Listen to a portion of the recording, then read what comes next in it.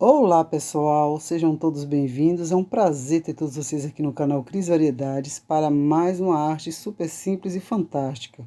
Vamos fazer vasinhos feitos com gesso e utilizando esse tipo de potinho que você tiver.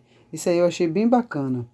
Em breve eu vou trazer mais vídeos para vocês, tá? Da Shein, que eu acho o máximo compartilhar. Eu tô adorando, então breve vamos ter aí. Olha só, para a gente fazer um trabalho bem bacana, não ter desperdício de gesso, a gente faz assim. Primeiro você coloca a água dentro do recipiente, que é o nosso molde, tá certo?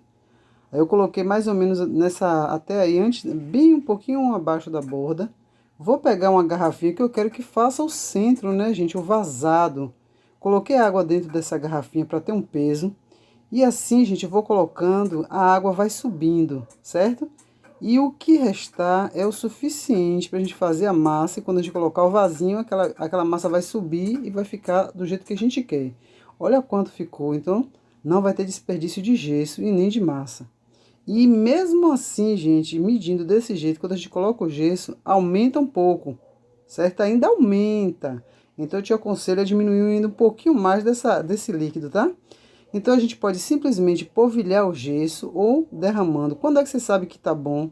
Quando você vê o gesso já boiando, você vê ele não tem mais para onde ele derreter, ele fica meio que boiando, tá beleza. Você mistura, tá certo? E agora coloca sua garrafinha, não o vaso que você tiver, que você queira dar o vazado. Vocês viram que aumentou a massa? Aí como eu tenho aqui outros forminhas, eu não vou perder nada. Então eu tenho uma forminha aí de anjinho, eu vou colocar um pouco dessa massa nessas forminhas, assim eu vou ter mais artes e não vou perder minha massa. Então, e por mais que você meça direitinho, ainda assim, quando você bota o gesso, a massa ainda aumenta, tá certo? Então fica a dica. Mas imagina se você tivesse que encher a vasilha de água e fazer o gesso. Ia ser um desperdício bem maior, a não ser que você tivesse outras forminhas como essa, tá? Para você dividir a massa. Então eu coloquei minha vasilhinha que tem um peso com água. Quando secar, o fundo vai soltar, porque essa garrafinha foi até o final, tá, gente? Então não houve assim uma parte com mais gesso embaixo. Então ele acaba fazendo isso aí, ó. Porque foi a minha intenção, desse jeito, tá? E aí depois de seco, você vai desenformar. Como é que fica seco? Ou você deixa lá, gente, por mais de uma hora, ou você tocou, esquentou, você deixa agora gelar. Quando ficar bem frio, aí você desenforma.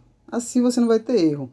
Como essa forminha é toda cheia de coisa, eu tive dificuldade para tirar, então eu tive que abrir um pouquinho. Mas nada que impeça de fazer mais como esse vasinho aí, que é só botar uma fita crepe no local que eu rasguei, tá? Dou uma raspadinha, ajeito aqui, ajeito ali, certo? Depois eu também coloco na água, que vai ajudar. Vou passando uma buchinha. Lembrando, gente, que o gesso só tá pronto para pintura depois que ele secar, 2, 3 dias, tá bom? Então depois que você faz esse processo todo, que você lavou, que você esfregou e tal, lixou um pouquinho, só um pouquinho, aí você deixa secar. Vocês viram que eu peguei a vasilhinha, que eu fiz exatamente esse fundo vazado? Então é claro que acabei direitinho, então eu cortei um pedaço e encaixei aí. Então, se você quiser fazer furinhos aí embaixo, colocar uma plantinha mesmo, colocar areia e tudo mais, você pode fazer. Que vai ter um local aí, ó, para poder drenar a água direitinho.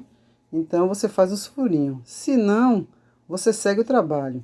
Então, meu potinho já secou. Eu vou pegar um pouquinho de tinta preta com um pouquinho de tinta branca e vou criar o tom cinza. Não tem erro, tá, gente? Então, é um pouquinho só, é menos preto e mais branco. E aí eu pintei todo o meu vasinho e deixei secar. Agora a gente vai fazer aqueles chuviscados. Você pode fazer tanto com o pincel desse jeito, ó. Eu trisquei na tinta preta e você pode fazer isso. Eu não gosto muito de fazer esse processo não. Sujo o dedo, então não gosto muito não. Eu prefiro esse da esponjinha. Pode ser uma esponjinha de pia, como pode ser aquela própria para textura, que é muito bacana. Tá certo?